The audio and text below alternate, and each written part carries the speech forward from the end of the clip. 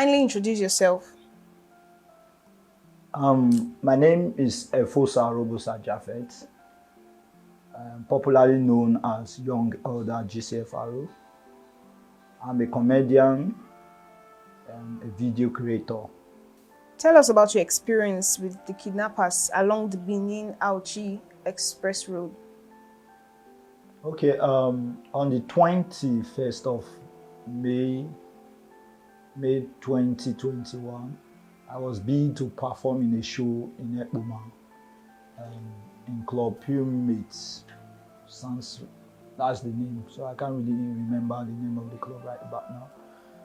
I was bid to perform there alongside some other of my colleagues. So that fateful day, I actually was recording, and a friend of mine who is also an actress in the entertainment industry, like skit makers, she called me that for an assistant that she was going to Ekpoma, that is AAU Abrusali University, because she's a new student there, freshers. So she called for an assistant, and luckily we were both going the same direction. I was going to that direction that particular day, of which I rendered an assistant. So around 4, myself and my driver, is a cabman, Mr. Tommy, we embarked on the journey, picked up Miracle Agbe along the road as we were heading toward the location of the event. So we left Benin around after 4 thereabout. We left Benin as at that time. So we embarked on the journey just immediately after the military checkpoint, when you pass this Ayelala building along that Benin Auchi Expressway, just between there and that Jehovah Witness and Kingdom Hall of Jehovah Witness. That's their building, their secretariat there. Just immediately we passed that Ayelala, we passed a military checkpoint, not up to 5 minutes of passing that checkpoint. A man jumped out from from the bush, and right in front of us started shooting up and down. Right. Immediately my driver just put the car on brake and reversed back. So when my driver was reversing, because of the orientation I've gotten about kidnappers and how they operate, I quickly beckoned on him that since these guys are not shooting at all, it means that they want to lure us to the trap at the back, of which when immediately my driver turned the steering to face back heading towards Benin, we saw more than 5 of them, heavily armed bandits. They were shooting, also stopping other cars. So it was as if we were in a circle, like they were trying to put us all in a circle. So immediately my driver stopped the car and just asked us to start running. So Miracle Agbe was at the back seat, I was at the front seat, and there goes my driver. So when he opened the car, I opened my car. The last I saw of Miracle Agbe was that she opened her own door. So we ran, they were coming from the right-hand side of the bush, we ran to the left-hand side of the bush. So they started shooting, following us. They were shouting, "If you run, I will shoot you. If you run, I will shoot you." So we just kept running. I tried to climb the hill at first. I fell down, hitting my chest on the ground. Continued running as fast as my leg can carry me. We were running for about 15 to 20 minutes deep inside the bush.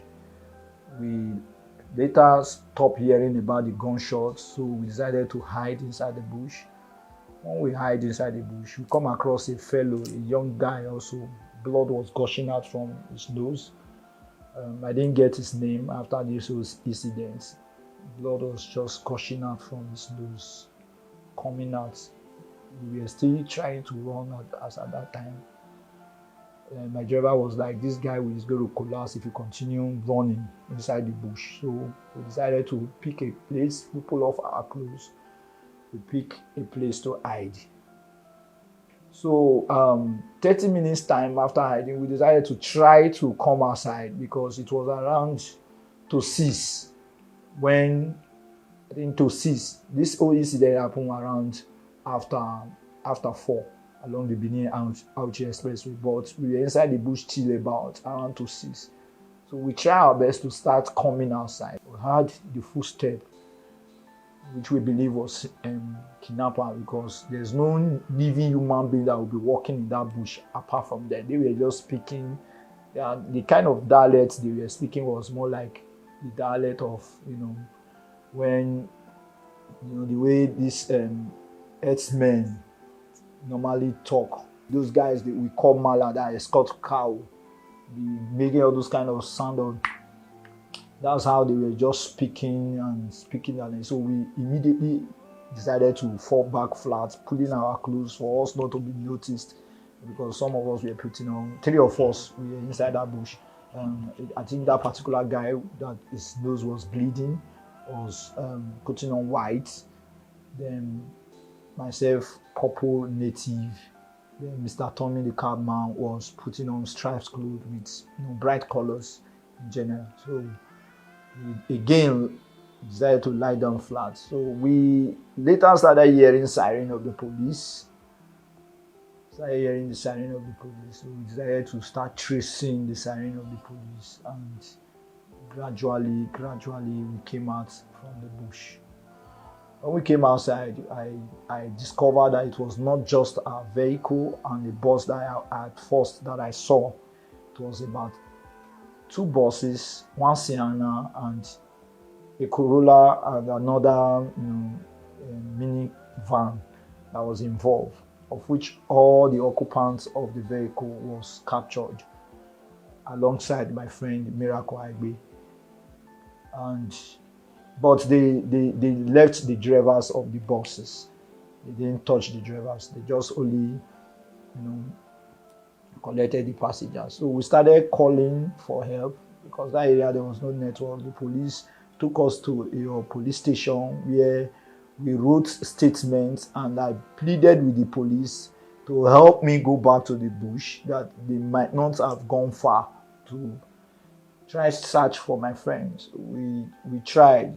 Unfortunately, the police, they were not having enough ammunition, because they said that was the second time the bandit was coming out that same day, that they've exchanged gunfire before, and they didn't succeed. They thought maybe they went back. So coming outside, we met the police, the vigilante, the military officers outside there. So for fear of this whole scenario, I couldn't continue my journey. I asked to be taken back to Benin, and via their escort, of which they escorted me back to Benin. So when I got to Benin,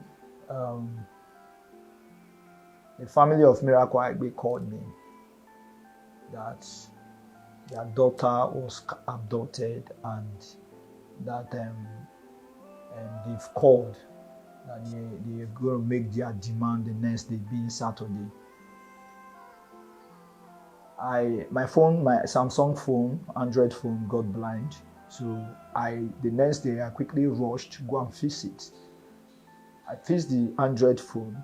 I even called some of my colleagues in the industry, and I fixed the Android phone. Then I discovered that even that particular night, they've already tried to reach me via Miracle Aigbe's number, the kidnappers.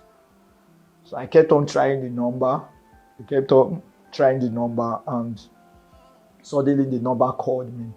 The number was not reachable, but the number called me, and this Miracle voice was the voice I had, and she was crying and crying. So I told her to give the phone to the kidnappers. We spoke. They demanded for 35 million naira as ransom. I seriously, obviously don't have 35 million naira. So I immediately went to the family to tell the family this is what is going on. The family said, how are we going to get the money? We started calling friends. A friend of Miracle also was contacted, and one Ernest was contacted. So he was the one talking to the kidnapper at first, before the kidnapper decided to start talking to me. Long story short, On Sunday, they called again and made a demand of 5 million naira. Since we cannot raise 35 million naira, that it has to be 5 million naira. They called more than 3 times that particular Sunday. I was at home trying to gather what I can gather. A colleague of mine, MC Edo Pikin, was very, very helpful. From that Friday, he has been calling. Porcupine was also calling, trying to see what we can do. So we tried to raise money for the release of Miracle Aigbe. So that Sunday night, they called and asked me if I'll be able to raise the 5 million naira. I told them I'll only be able to raise 520. That I can be able to raise 1 million naira before the next day. And they said they gave me from that Sunday till Monday afternoon by 12 noon, that if I'm unable to raise that money, I should just take that money that is with me to go and use to prepare for the burial of my friend. That they don't want to hear anything 1 million naira from me anymore. That they will be calling the next day on Monday. So that very Sunday night, started calling my fathers in the Lord. We were praying. We did an all night in my house alongside with my crew members, my fiance also. We were just praying all through the night. My pastor, Pastor Is Ojekiri, who happens not to be in the country at the time of this incident, was also praying. One of the prayer we were praying that God should, any negative atmosphere around Miracle Aigbe, any negative voice that is speaking against our life, that is trying to take our life, should be destroyed, and God should make our demand met. So at the end of the day, on Monday morning, heading towards the station to go and make report, they called. When they called, they said, okay, where's the 5 million naira? Hope I'll be able to raise it. So I told them that I'm even heading to my way to raise the money that will make it 1 million naira, that I don't have 5 million naira. They said, okay, make it 1.5. I reiterated that it is 1 million naira that I have. I was pleading, I was begging with them. After everything, the person that was speaking to the other side said, okay, go and arrange it. And he ended the phone. So we were able to raise the money. Long story short, we paid the ransom, and the way we paid the ransom was they called me and gave me a phone number and an account number that I will pay into. Then I should call the phone number. And when I called the phone number, it happens to be one of the victims' brother that was even instructed to collect money from other victims that is in their den. So at the end of the day, we paid into the account around 6-7 o'clock in the evening. Still trying to raise money, even when they asked us to, send the money, we're still trying to raise the money. But long story short, we paid around 6-7 thereabouts. That same day, at about 10 o'clock, I got a call from Miracle that she has been released. And I thank God. I asked her where she was and all that. We were able to redirect her. I was at the Stacy ID where they brought her to me. And that's how we reunited that particular day. Now, the reason why I'm narrating all these things is so that some of us, in fact, Nigerians, should be aware of what is happening in Edo State. Edo State has become the den of kidnappers, especially that Benin Auchi Expressway. When I was in that police station making my report, different report was coming in. That same week we were ambushed. That same week, on Wednesday of it, we kidnapped some persons. On Friday was the incident that involved me. Then on Saturday was the same. They still kidnapping that road. On Monday, where they released Miracle Aigbe, they actually also kidnapped in that same road.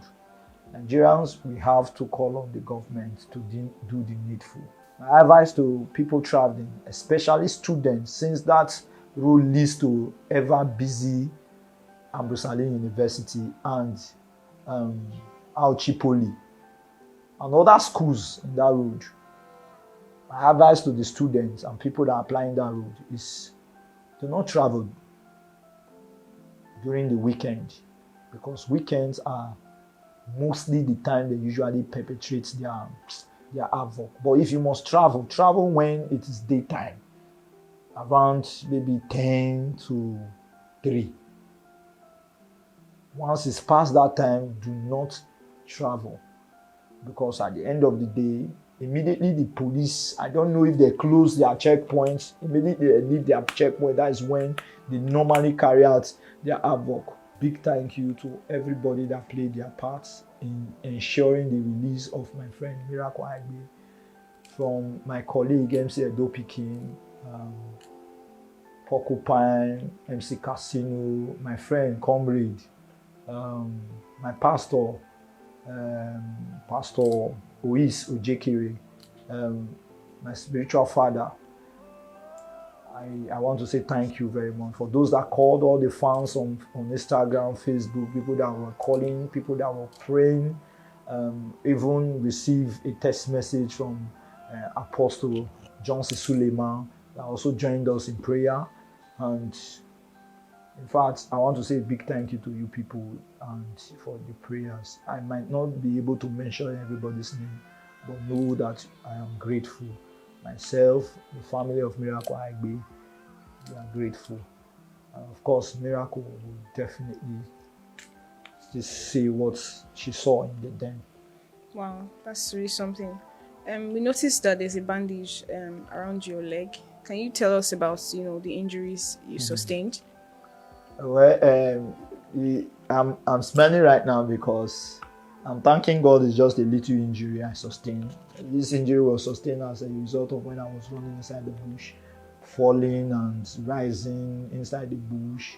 We were crawling for a very long time, myself and my driver and the other guy. We crawled inside the bush for a long time for us not to be noticed inside the bush. So that's how I sustained this injury and some other injury in my back, because of the elephant grass and the rest, but not compared to the horror we saw. And since on Friday till now, I've not been able to close my eye to sleep as a result of the horror. I'm feeling not secure. I've not been able to even continue my normal business. But hopefully, with time, we'll come back strong. Thank you very much for sharing that with us. Thank you. Oh my God. How you doing? I'm fine. It's okay. Kindly introduce yourself. Okay, my name is Miracle Agbe, and I'm an actress and also a student of Abuja University. Okay. So we just finished speaking with young Elder, and he narrated his experience to us. So we'd just like to also hear from you. Tell us about your experience, about the kidnapping along Benin Auchi Express Road. Okay, so during the time, like when we were traveling, during the robbery or the kidnapping, so I myself, I tried running, and the next thing I saw was someone hitting me with a gun on my head, and I passed out. Then I woke up and saw myself in the bush. I was crying. And I asked him, like, what am I doing here? He told me I've been kidnapped and I needed to pay 35 million naira for my release. So I started crying. I told him, I don't have that kind of money. My family, they are not wealthy. They're not even rich. So how am I supposed to have that kind of money? I don't think he even heard that. So he started slapping me, stuff like that. Then we were still in the bush waiting for like 8 or 9 so we can cross to the other side of the bush where there are people. So I think when it was 8:30, we crossed to the other side to meet about 14 other people who they kidnapped from other places. I told them I needed water, and they told me that they would take me to one river or thereabout to get us water. At first, I was like, I can't drink dirty water. I said it's not dirty. That they would take me to one riverbank and drink clean water. So we went there. They gave me this tramadol to take. I said I can't take it. That I'm okay. They actually tried forcing me to take it. I said I can't take tramadol. They gave me weed. I said I can't take weed. So they said okay. They tied our hands and started working. I think that was past 10. We were working. I was still with my watch then. I was checking the time. We worked for at least 2 a.m. the next morning. We were all crying, like we were begging, sir, please, can we crawl? Like our legs, we couldn't walk anymore. We were crying, sir, please, let's just crawl. He said no, so we started walking. I think that same too. Someone tried to run. We were 15 in number, so one man tried to run and he shot him instantly. Like this. So they shot him and we were 14. Started walking and eventually we got to one empty bush. We slept there. I think it was Saturday morning. Police came to invade the bush. So we started shooting, exchanging guns, and they saved 2 guys there, remaining 12 for I think 12 or 13 thereabouts. So the punishment was even severe because policemen came to provoke them. According to them, they said, I wish a bullet hit one of them, all of us are dead. So we were crying, begging throughout that day. So I think that moment, they had another plan to leave that bush to the next place. So we had to cross. So we waited for at least 12 midnight when the vehicle went there. So we crossed, and as soon as we were crossing, police were just coming and they had to beat us mercilessly to like, hey, calm down, so stuff like that. Then we went to the other bush. I think it was Sunday. We started calling our family, telling them to pay. So from 36 million, he said 10 million. From 10 million, he said 5 million. Meanwhile, I've been calling my friend Young Eda. I've been calling one other guy, one of my friend Ines. I've been calling my sister. I've been begging them to please help me because if anyone even told me I would see the next day, I won't believe. I won't believe. So they called. That was a Sunday. They called Young Eda. They told me Young Eda said he was having I think 500K or 500 or something naira, and they were pissed. They said they're looking for 5 million and it's calling change. So I think that evening that evening